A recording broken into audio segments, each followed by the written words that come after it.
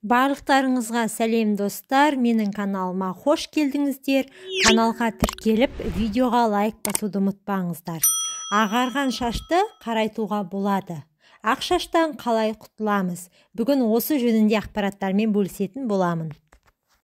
Шаштың ағаруы бүгінгі таңда екінің бірінде кездесетін мәселеге айналып келеді. Өйткені жасқа байланысты емес, кейде жасөспірімдердің де шашына ақ түсуі кездесіп жүр. Мұның себебі неде? Әрине, әртүрлі жағдайлар, дұрыс тамақтанбау, салауатты өмір салтын сақтамау, денсаулық жағдайына, экологияға байланысты деп қарастырып жатамыз.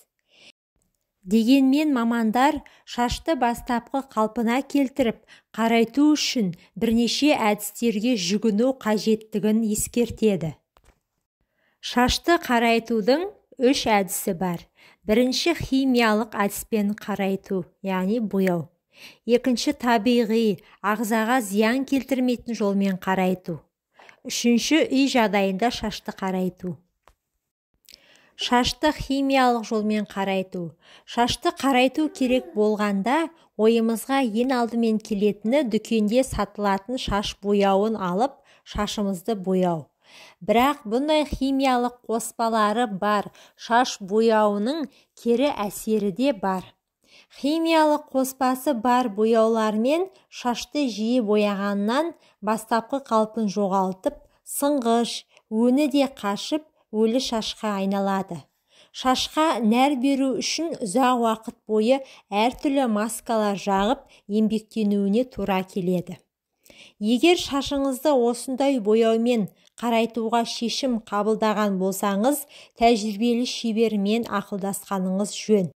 Ол сіздің шашыңыздың қазіргі деңгейін бағалап, қандай бояу түрінің сәйкес келетіндігін анықтап бере алады. Қара түсті шаш бояуын таңдамас бұрын, көзіңіздің түсі мен теріңіздің түсіне мән беріңіз. Өйткені бұл бояу барлық қыз-келіншектер үшін сәйкес келе бермейді.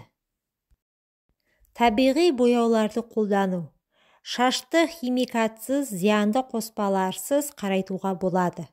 Ол үшін 1:4 қатынасында басма мен қынаның қоспасынан бояу дайындап алыңыз.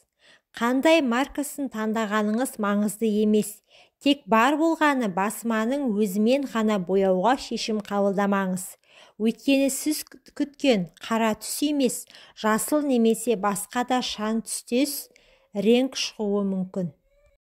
Мысалы, бір ыдысқа басманы 1 шай қасық деп алса, қынаны 4 шай қасық салып, үстіне қайнаған су құйып, ботқа тәріздес болғанша жақсылап араластырыңыз. Дайын болған қоспаны шашыңызға мұқият жағып, сыртынан целлофан қалтасын киіп, орамалмен орап қойыңыз. Қынамен бояудың бір ерекшелігі, оны ұзақ уақыт шашта ұстау керек.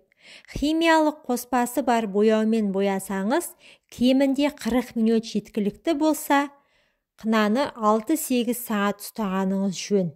Шашыңызды сусабынның көмегінсіз жылы сумен жуғаныңыз абзал.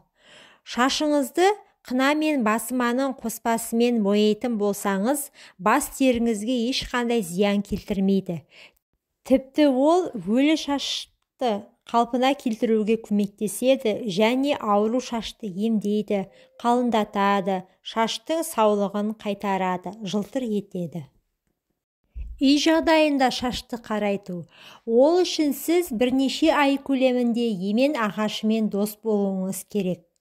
Оның күшті тұнбасын шашыңыз үшін маска, сусабын мен бальзам қосып қойыңыз. Бұл өз кезегінде шашыңыздың түсін қоюлатады. Ақ шаштарға да қою түс береді.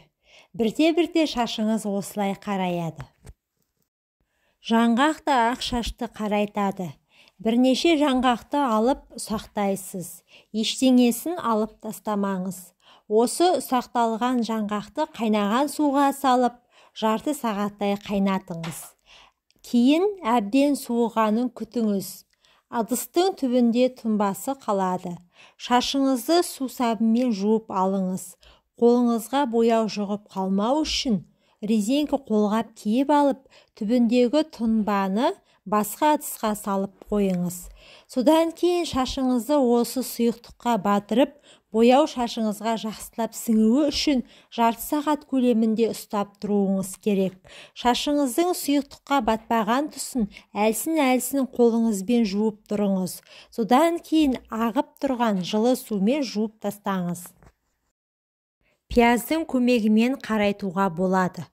Ол үшін жарты стакан 100 грамм ұсақтап туралған пиязға 200 мл ыстық су құйып 20 минут бойы бәсең отта қайнатыңыз. Суыған соң сүзіп алып, сұйықтыққа бір ас қасық дәріханада сатылатын глицеринді қосыңыз. 3 апта бойы осы тұнбаны күніне 1 рет үзбей жағып, уқалап отырып, бас теріңізге сіңіресіз. Жөке ағашының тұнбасы. Жөке ағашының бұтақтары мен жапырақтарын бірге ұсақтау керек. 5 ас қасық ұнтақталған жөкеге 1 стакан су құйыңыз және қайнатыңыз. Отты бәсен қойыңыз. Судың 1/3 бөлігі қалғанша қайнау керек. Одан кейін суды сүзіп алып шашыңызға жағып шығыңыз. Жарты сағат өткеннен кейін жылы сумен сусабынсыз жуып тастаңыз.